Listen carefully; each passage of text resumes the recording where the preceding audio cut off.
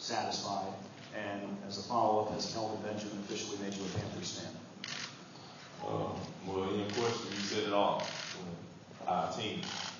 We had a very successful season because of our team. I was blessed to have an opportunity to play with Kelvin. And I'm still not a Panthers fan, but I am a Cam Newton and KB fan. And I'm an Eagles fan, to add to that. And how hard is it not to be satisfied, not to be complacent after everything you guys did last year? It's not hard at all.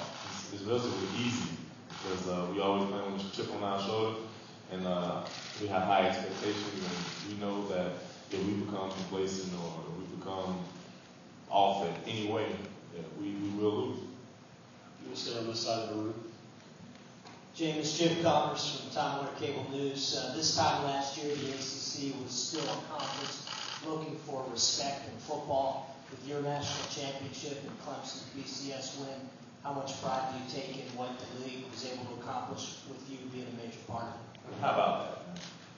Taking the reins from the SEC. We are the national champions in this conference. And that's important to me because people do need to respect the ACC more. We had 11 teams with a winning record last year. And that's good. We have competition here. We got people getting drafted everywhere, from this conference. I believe that Florida State, we helped gain that respect, and hopefully we can continue that. Left side. James, Bob Holliday from Raleigh. You had a phenomenal year, leading your team to the national championship, winning the Heisman, all the ACC offensive honors, and yet, incredibly, you threw 2 picks in the ACC championship game. And you now hold a share of that record. You normally excel throwing the ball in tight windows. What was up with those 2 picks? Well, Duke had a great game plan, and I'm glad I threw those 2 picks because it helped motivate me not to throw no pick in a national championship game. So Duke gave me a wake-up call, definitely. Great defense, and it was about putting points on the board, really. The quarterbacks are going to have those games where they throw picks, and it's my job to bounce back from it. I definitely wasn't scared to throw the ball because it was bombs over Baghdad. We'll do 2 questions on this side. Jameis, Tortora Broadcast Media. You always have that positive attitude. You talked about it's not hard to stay hungry. What can you say about this team moving forward with a few weapons that are gone but still you under center?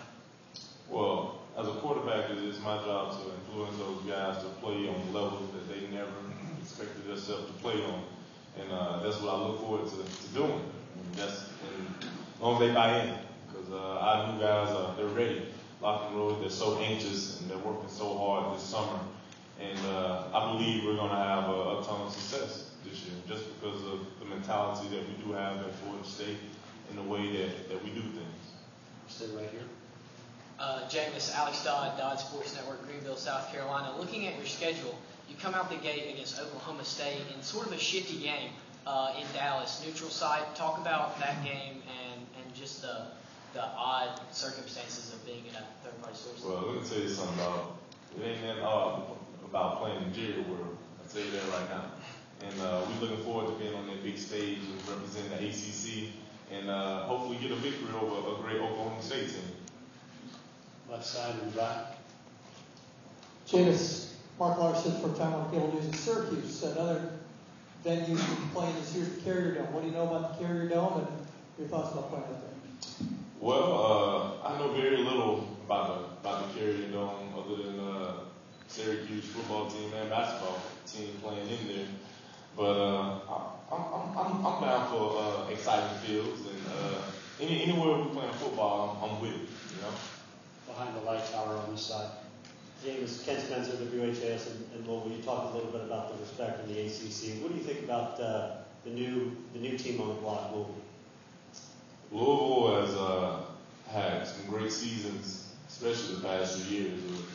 BCS, well, not last year, but the previous year with being Florida in the Sugar Bowl. And any team to help improve the ACC and any team that we can bring in to get people to watch us play is I'm all for it. Because I look forward to playing Louisville on Thursday in the cold Kentucky environment. But it's going to be fun. Right up here, James. James, Copeland, Blue, South Carolina Radio Network. What you went through in the off season, did it change the way you look at people, the way you look at the media, and the way you look at law enforcement, the way all that was handled? Definitely not, because I fixed everything. It was clear, and I gotta hold myself to a certain standard that the media may view me in, because the regular people may view me in, but I know that I can do that. I've learned the true definition of being a leader and being a leader on and off the field. As a leader for the force at Seminoles, I not only have to respect the name on the back of my jersey, but I have a great university that is looking for me to be a great student athlete. And more importantly, I have teammates that are counting on me. And accountability is something that's very important to me. And so, yes, I've learned that leadership is more important than playing the quarterback position than anything else. We have two final questions, then we'll get DJ up here, right here on this side. James Spencer, Turpin, ESPN Radio here in the Triad. You rolled right into baseball season after football and workouts and whatnot. Have you taken a break at all? And are you ready for football and to focus solely on football? Of course I'm ready for football, man. What kind of question is that, man? I'm always ready. Have you taken a break yet? Have you gotten to try and regroup? I haven't taken a true break, but I have had a week off before I started training with the team. That was useless because I still was doing things. Of course, I'm looking forward to this season, man. Get a chance to represent the ACC. The reigning national champions. We're trying to do it again. Last question on this side for James. James, we've had lots of conversations in here this morning about the quality of offensive lines in the ACC. Most feel like you played behind the best. You lost one or two guys, but you still got Cameron Irving and a lot of great people in front of you. How good are the guys playing ahead of you? How much of a comfort do they give you as you do make some changes at the skill positions? Well, our offensive line is the best offensive line in the country. I repeat that Florida State's offensive line is the best offensive line in the country. But it's great, man.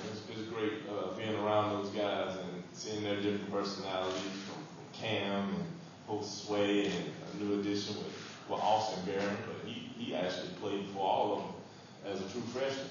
And we got Bobby Hart in my right tackle and Trey in my right guard. So we recruited a couple of big-time offensive linemen too. So one thing about Coach Trick, our offensive line never is going to be slack. I'm going to tell you that right now. They're the hardest working group that we got on our team. I know PJ, my other teammates might disagree with that, but I've just seen our offensive line works so hard. And that's why I'm confident to say that we have the best offensive line in the country. James, thank you. Thank you.